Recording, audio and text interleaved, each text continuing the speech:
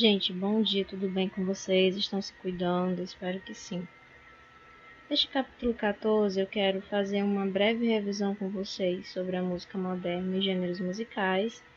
E na próxima aula eu quero falar sobre os gêneros musicais brasileiros. Mas nesse primeiro momento vamos focar na música a nível mundial, como que aconteceu, esse enredo todo ao longo da história. Bom, gente, para começar nesse primeiro slide, eu queria relembrar com vocês o que é a música. A música ela já é conhecida desde a pré-história. Provavelmente a observação dos sons da natureza tenha despertado no homem, através do sentido auditivo, a necessidade, ou seja, a vontade de uma atividade que se baseasse na organização de sons. A história da música confunde-se com a própria história do desenvolvimento da inteligência e da cultura humana. A gente consegue observar nas pinturas ou nas gravuras rupestres imagens que remetem à música ou à dança e até mesmo cenas teatrais. E nesse slide aí eu quero deixar um panorama para vocês mundial do que se acontecia nesse período que vai se introduzir a música no início do século XX, tá bom? Só para contextualizar para vocês. Certo, nesse slide, só para continuar ainda um pouco com a contextualização, falemos um pouco sobre gêneros musicais no sentido de música clássica ou erudita. Basicamente, as pessoas às vezes costumam confundir música clássica e música erudita. Música clássica é uma música erudita, é um período da música, assim como, por exemplo, música barroca, música moderna, dentre tantas outras. E o interessante é que, se a gente for analisar, a música ela nasce dentro desse contexto erudito. E aos poucos vai sofrendo transformações e daí se reparte em alguns outros gêneros, certo? Partindo desse princípio mais geral, nos slides seguintes e nesse aqui eu vou trazer alguns exemplos para vocês de gêneros musicais a nível mundial. Primeiramente, vamos entender o que é uma música tradicional. A música tradicional vem do folclore, ou seja, a palavra é composta de duas raízes inglesas, folk, povo, e lore, ciência, que define a sabedoria convencional, conhecimentos, costumes, lendas, superstições, música, danças, canções, mitos, provérbios, que são transmitidos de geração em geração com autoria desconhecida. Então, cada região, por exemplo, na Austrália, a música tradicional de lá é feita pelos aborígenes australianos, tudo nasce, surge dessa questão da tradição indígena, por assim dizer. Na China, a música tradicional uma das músicas tradicionais é a pipa. Na Escócia, os gaiteiros. No Brasil, a gente pode lembrar muito do samba e por aí vai.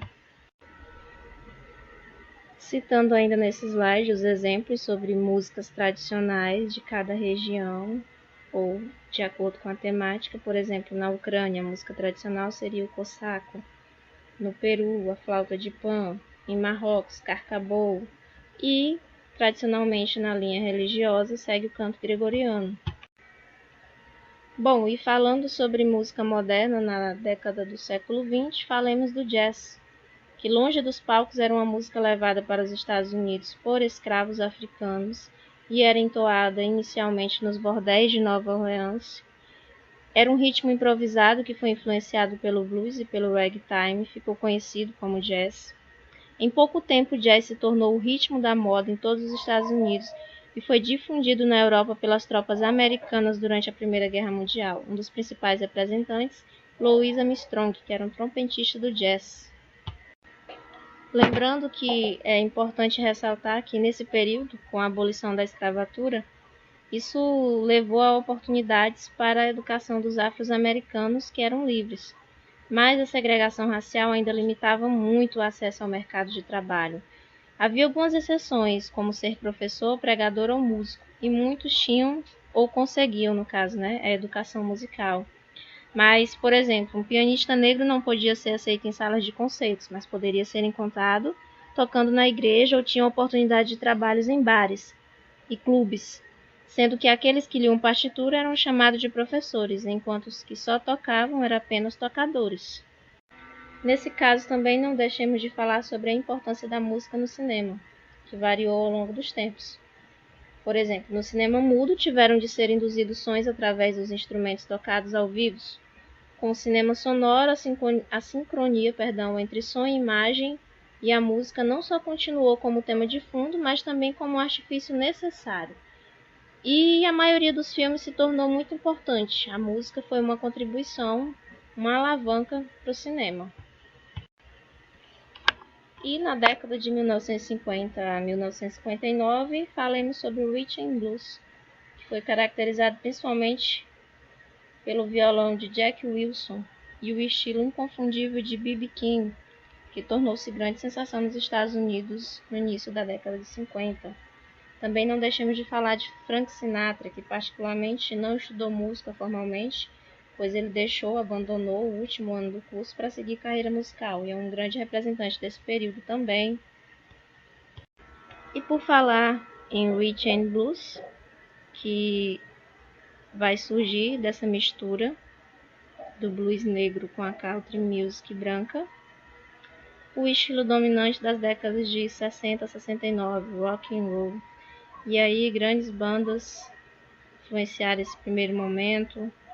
Um dos mais conhecidos é os Beatles, e um grande representante também é o Elvis Presley, que é chamado aí o rei do rock, vocês devem conhecer bem.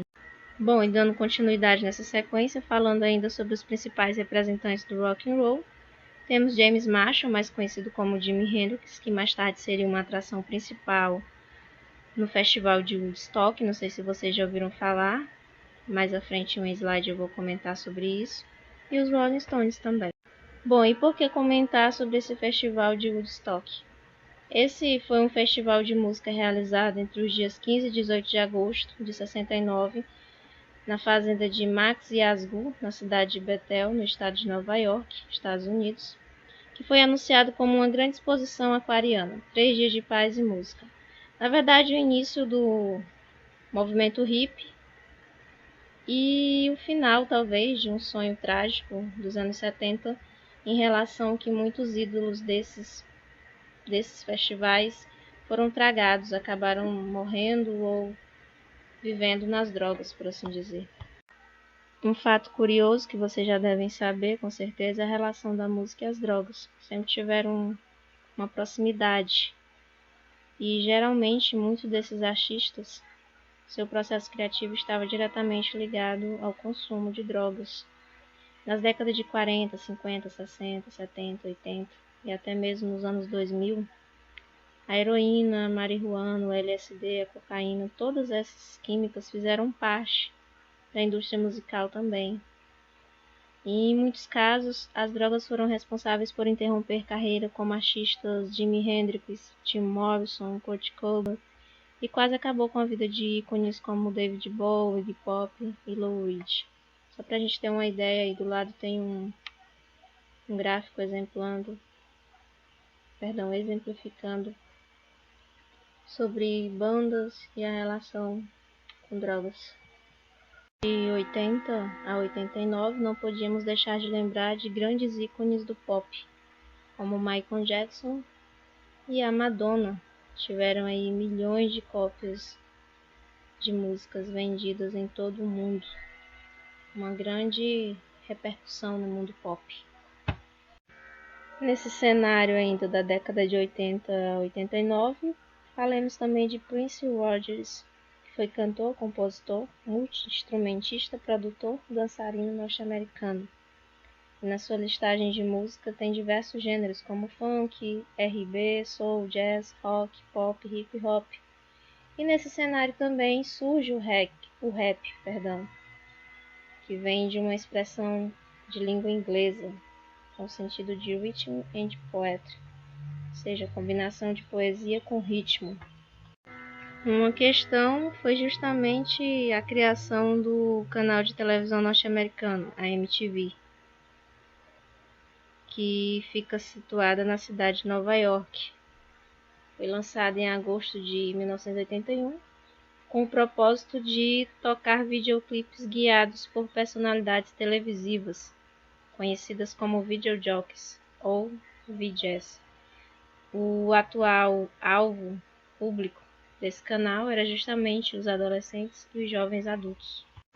Bom, e para finalizar, na década de 90 a 99, também foi marcado por grandes representações na música pop, como os Backstreet Boys, as Spice Girls e Mariah Carey, também uma das divas do pop.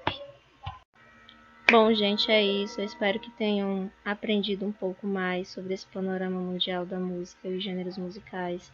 Na próxima aula eu quero continuar com vocês sobre os gêneros musicais aqui no Brasil, a representação dentro do contexto histórico e na própria história da arte. Quem ainda não me enviou as atividades que eu passei da agenda de abril, por favor, continue enviando, vai ajudar nas notas de vocês, nas provas que a gente vai fazer. Conto com vocês, um forte abraço e até mais.